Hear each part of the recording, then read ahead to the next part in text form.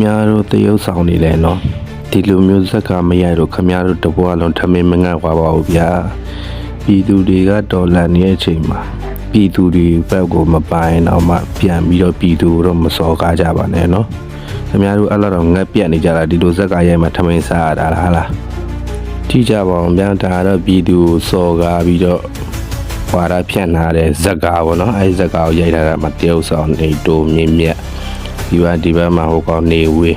နော်အမတရုပ်ဆောင်လည်းအများကြီးပဲ ဘုံထောင်တိုင်းတော်လှန်ရေးမဟုတ်ဘူးကွာမင်းတို့ရည်ရွယ်ချက်တွေမှားနေပြီ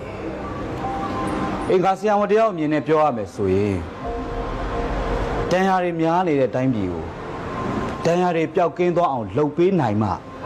စစ်မှန်တဲ့တော်လှန်ရေးဖြစ်တော့မှာပေါ့ကွာအဲ့ဒါတွေငါတို့မသိငါတို့ကတော့ငါတို့လုံးငါတို့ထုံးပါအခုလေမင်းတို့ရဲ့အတူရောက်ရွေးကောက်ပွဲကြီးကိုငါတို့ဘက်ကမရရအောင်ဖြတ်အဲ့ဒါတော်လှန်ရေးပဲ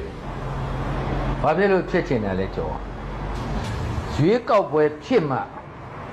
မင်းတို့လူချင်းတဲ့ဒီမိုကရေစီလမ်းကြောင်းဆိုတာပွင့်သွားမှာပေါ့ဟမ်အခုကမင်းတို့ကစစ်တပ်အုပ်ချုပ်တာကိုလည်းမလိုချင်ဘူးရွေးကောက်